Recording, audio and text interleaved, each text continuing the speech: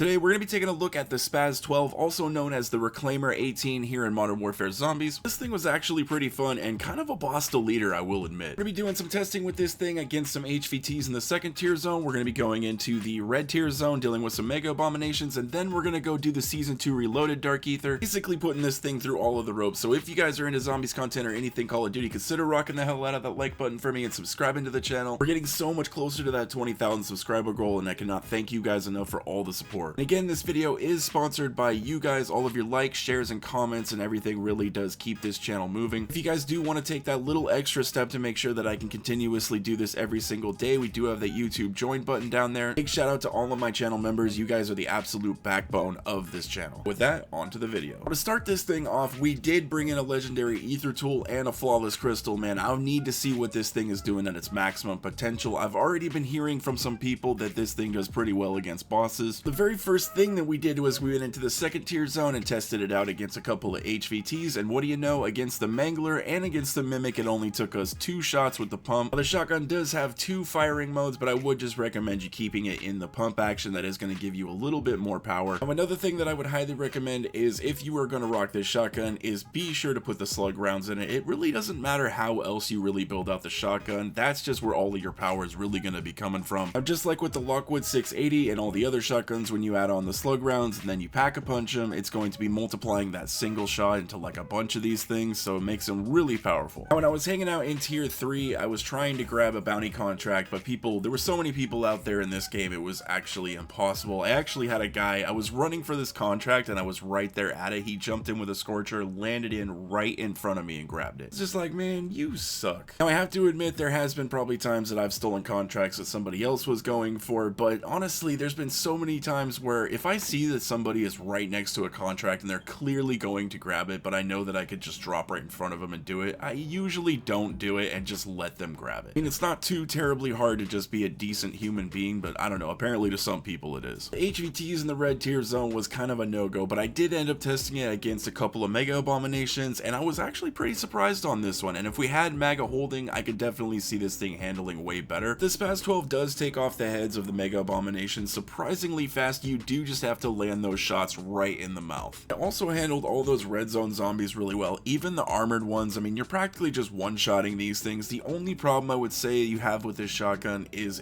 the fire rate is decent, but it's not that great. And if you bundle that together with not having mega holding and having to reload, you can find yourself in some sticky situations where there might be a lot of zombies surrounding you and you might be in trouble. That is definitely one small little knock that it has against it. Plus, the movement I feel could be a little bit better. I mean, it's not too terrible. You could build it out to be a little bit more snappy and for movement, but it's not going to affect it overall too much. But now we are here inside of the Season 2 Reloaded Elder Dark Aether, and we're taking on this HVT Mega Abomination, and I have to admit I took off the first head with the VR11. Kind of an overbearingly amount of zombies were all around me, so I had to turn a few of these things, but we did finish him off with the Spaz 12 and really didn't have any issues. So far, this thing is handling itself pretty damn well, but I do have to say one thing. I think that it handled the red tier zone zombies pretty damn well. When I came inside of the Dark Aether here, I am getting some zombies with 1 shot, but a lot of these zombies are taking 2 shots. Definitely be trying to aim for the head and using that dead shot to its full potential. You're definitely gonna need it. This is one of those guns that has a weird firing mechanic, kind of like the RGL, where it just doesn't feel like it's fully consistent. You can spam the trigger and it will fire almost as fast as you want it to, but it just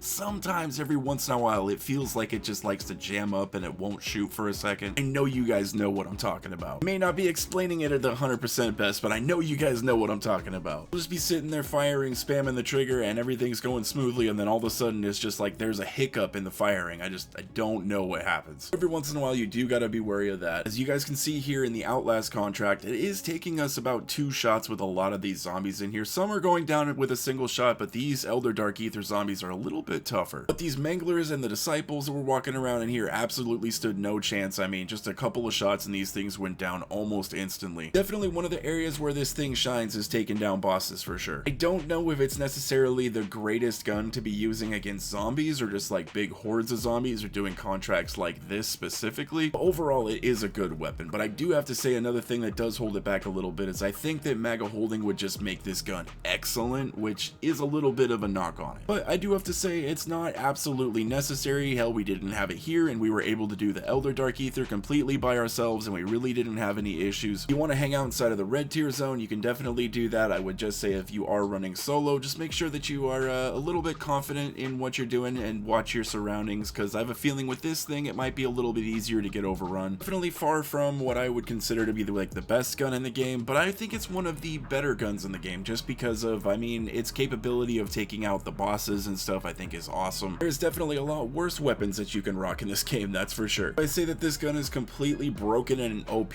No, probably not, but is it viable and kind of fun to use? Yeah, definitely is, and I really think that that's what actually matters. I don't think that we should have weapons in this game that are honestly so powerful that it takes the challenge away from the game. We should still have options in the game with different variety of weapons that actually do make us feel powerful. I know that that's definitely got to be kind of a tough balancing act, and I praise the devs for that. I mean, hey, sometimes they make some decisions that I don't 100% agree with, or they take out something that the community really liked or something that everybody was having fun with, but hey, at the end of the day, we are all human, we all make mistakes. Also, we do have to remember, just because something was fun, at the end of the day, is it 100% the best thing or healthy for the game mode in general? Look at this, guys. This is something I've been trying to tell you guys forever, and this is one of the reasons why I think monkey bombs and decoy grenades are definitely way better to have than cashmere grenades. While I think the cashmere grenades are cool and they get rid of a lot of zombies, they do have a chance of not distracting all of the zombies, and the zombies can also still swipe at you while they're being drugged towards this thing. With the monkey bombs and with the decoys, they are completely distracted and they will not swipe at you at all. Even with this cashmere grenade right next to the ether extractor that I was trying to do, still wasn't completely distracted and was just standing there hitting me until I went down. Just a thought, but if you have a choice of either going between the cashmeres or monkey bombs, I would definitely go with the monkey bombs. But if you guys really want to know my favorite of all of the decoys, just the regular decoy grenades. I think those are the absolute best because you can refill those at the ammo stations that are all over the map, and you can just duplicate them and fill up your backpack, and that makes for like easy dark ether runs or red tier zone, whatever you guys really want to do. So be sure to let me know down in the comment section what's been your go-to weapon after the Reloaded update. Not only am I just always looking for new loadouts to rock, for like videos to make and stuff like that, but I will also be making the top 10 best weapons to use here in season 4 list coming very soon. So I'm definitely going to be keeping my eye out for entries for that. All in all, since we are coming to the end of this run here, this shotgun is pretty damn good. I did have a lot of fun with it. We didn't really have any problems here in the dark ether or in the red tier zone. Like I mentioned previously, it does handle all of the bosses really nicely. I would say against hordes of zombies, that is where it is kind of lacking just a little bit. Fire rate is slightly odd, and you do definitely have to rock the slug rounds. Lastly, if you really want this shotgun to actually feel like it's, you know, meta viable, you're definitely going to be needing to rock that MAGA holding. Just a few cons, quite a few pros. All in all, it's a pretty damn good weapon. Here is that loadout for anybody that wants to check it out. Again, thank you everybody that took the time to come and check out the video. I greatly do appreciate it. Be sure to drop it a like if you enjoyed it. Subscribe to the channel if anybody is new. I hope you guys have a wonderful rest of your day, and I will catch you